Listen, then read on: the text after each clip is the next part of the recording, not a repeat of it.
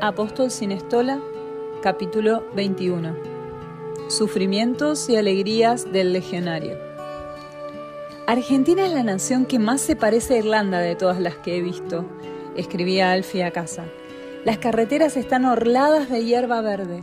Hay sobre todo muchos irlandeses, hablan un inglés bastante parecido al de mi abuelo.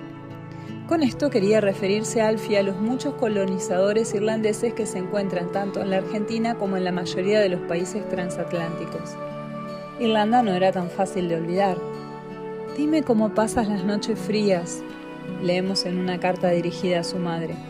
«¿Tenemos todavía mucha turba en el patio? ¿Se ve brotar ya la hierba? ¿Y levanta el viento de marzo olas en los campos, como la tempestad en un lago?» Todo lo quería saber. Él que, bajo cualquier cielo se encontraba como en su casa, según había escrito una vez, estaba enraizado en el suelo patrio con todas las fibras de su corazón. La sencilla mujer de todo amor, que leía y releía cada carta de su hijo y hasta se las sabía de memoria, se enteró de muchas cosas que debían parecer singulares y extrañas. «Tengo una nigua en mi pie. Es un pequeño insecto que se incrusta entre la piel y se convierte después en un gusano. Al principio creí que sería un mosquito.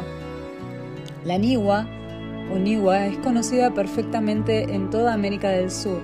Es una especie de pulga de arena que se mete entre las uñas de los dedos del pie y allí pone sus huevos. El gusano del que habla Alfie es la larva del insecto. Si no se la descubre a tiempo, produce dolorosas inflamaciones». A Alfie no se le pasaron inadvertidas las cosas pequeñas de la vida, pero tampoco éstas le hicieron olvidar las grandes. En sus viajes observó la indigencia religiosa que latía en todas partes. Era cierto que ahora trabajaban 2 enviados en el Brasil y que por Seamus Grace se oían cosas maravillosas de Venezuela, Colombia y las pequeñas repúblicas de la América Central. Pero ¿acaso fueron estas solo gotas en el océano? El nuncio apostólico de La Paz escribió varias veces a Alfie y le pidió que fuera a Bolivia. «El país lo necesita usted ahora», le dijo. «Mañana puede ser tarde».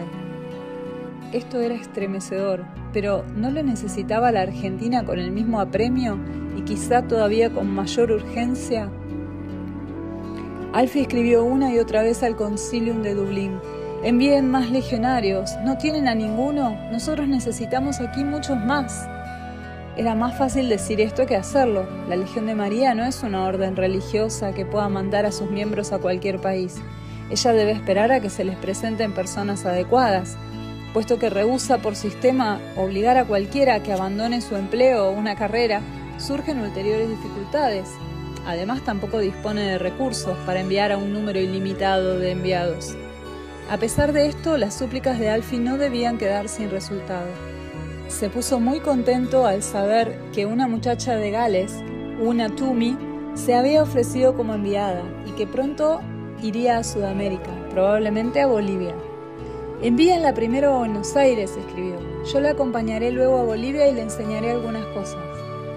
Alfie no conocía una humildad falsa. Él sabía muy bien que su experiencia como enviado podía prestar valiosa ayuda a cualquier principiante. Como en todas partes, contribuyó eficazmente a formar a los legionarios y a capacitar a cada uno de ellos en la técnica de las visitas domiciliarias. Cuenta que a veces hacía visitas domiciliarias durante 10 horas al día. Cuando los legionarios daban con un pecador empedernido, entonces recurrían a Alfie. Si el tiempo se lo permitía, notificaba gustosamente a Dublín los casos más interesantes de apostolado. Una vez contaba de cierto hombre que llevaba casado civilmente 14 años y que tenía varios hijos, pero que se resistía obstinadamente a casarse por la iglesia. Como siempre, se pidió a Alfie que lo fuera a visitar. Señaló al hombre la responsabilidad que tenía de su mujer y de sus hijos, pero este no se dignó contestar ni lo más mínimo. Entonces le habló de la salvación de su alma, le mencionó la eternidad y las postrimerías, y solo recibió la réplica: «Bah, esos son cuentos». Por fin le preguntó a Alfie: «Si usted no quiere legitimar su matrimonio por todas estas razones, ¿lo haría por amor a la Virgen?». Admirado se quedó Alfie cuando obtuvo esta respuesta: «Sí, eso ya es otra cosa». Con motivo de este suceso, Alfie intercaló un tema muy espinoso, a saber, la devoción puramente sentimental y adogmática a la Madre de Dios, en muchos hombres del continente sudamericano. También en nuestras latitudes se trae frecuentemente a colación que muchos pueblos de Sudamérica no conservan de todo el catolicismo más que la devoción a María. Este hecho, en sí exacto y deplorable, se toma como pretexto para subestimar el culto mariano en cuanto tal, lo que supone una errónea desviación hacia la dirección opuesta. Ciertamente es triste que existan hombres alejados de la misa y de los sacramentos. Quizás lleven una vida pecadora, pero rezan devotamente a la Madre de Dios. ¿Sería mejor que ni siquiera hicieran eso? Alfie se enfrentó con este problema a cada paso. Muchos misioneros lo discutieron con él. El remedio que se usa contra esta delicada situación es sencillamente el siguiente: a los fieles no se les habla de María. Todo legionario coincidirá con Alfie en que de este modo no se ponía fin al mal. Él, en cambio, propuso lo contrario, o sea, conseguir que los fieles conocieran la verdadera devoción a María, según San Luis María Griñón de Montfort. Esta les haría comprender el puesto de María en la economía de la salvación, y de este modo se adquiriría paulatinamente una justa comprensión de la cuestión. El verano, una vez más, había entrado en su patria, es decir, en la Argentina era invierno. El 21 de junio escribió Alfie desde Buenos Aires: «No creí que el frío pudiera ser tan frío». Ya estaba muy acostumbrado al clima tropical. Al norte de la nación, la situación era muy favorable. El arzobispo de Salta tenía un gran concepto de él. Pudo morar en el palacio arzobispal, hacer todas sus comidas en compañía del prelado y hablar con éste de los muchos problemas que a él llegaban de todos los lados. El arzobispo confió también sus serias preocupaciones al joven. En Salta, el 50% de los casados no habían contraído matrimonio y el número de los católicos prácticos era el de un 12%. ¿Qué opinión se mereció Alfie del arzobispo? Nos lo dice una sobrina de este, que juntamente con la madre de ella se encargaban de llevarla a casa. «Vamos a tener un huésped», le dijo el arzobispo a su sobrina, cuando Alfie estaba próximo a llegar a Salta. «Ah, pues, ¿quién viene?» «Para mí, un santito», fue la respuesta. Desde Salta se dirigió Alfie todavía más al norte, a las fronteras bolivianas. Las ciudades de Tartagal, Orán, Tabacal y Pichamal tuvieron pronto varios presidios.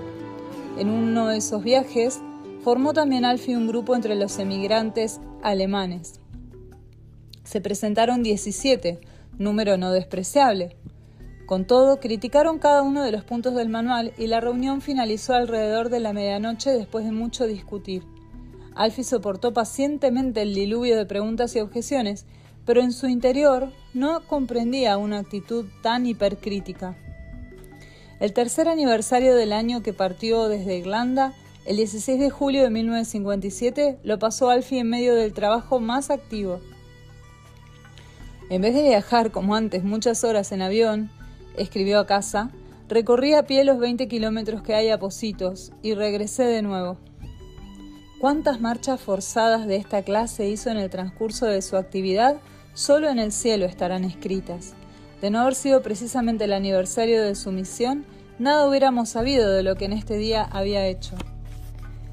Un gran dolor le sobrevino en aquel verano. Su más querido y admirado amigo, Seamus Grace, que había realizado tan grandes obras en los 3 últimos años, terminaba su misión como enviado y regresaba a Irlanda. En ese año de 1957, se abrió el proceso de beatificación de la primera enviada al este de África, Ethel Quinn, 12 años solamente después de su muerte. Alfie profesaba un gran afecto a esta heroica muchacha, lo que notaron todos los legionarios. Cuando hablaba de Ethel, lo hacía casi con efusión. Contaba una vez cómo en una situación difícil le había hecho una novena y había sido escuchado en todas sus peticiones. Noticias consoladoras llegaron también del Ecuador, país de sus primeros esfuerzos independientes. Todas las cartas del Ecuador hablan de milagros de la gracia, escribió a casa. En Ambato, primera diócesis en la que él había fundado la Legión de María, fue celebrado un congreso de esta asociación bajo la presidencia del obispo de allí, Monseñor Echeverría. Su Santidad Pío XII se dignó mandar al Congreso un mensaje propio en el que calificaba la Legión de María de apostolado mariano tan exquisito. Tales cosas hacían olvidar a uno las horas empañadas de tristeza.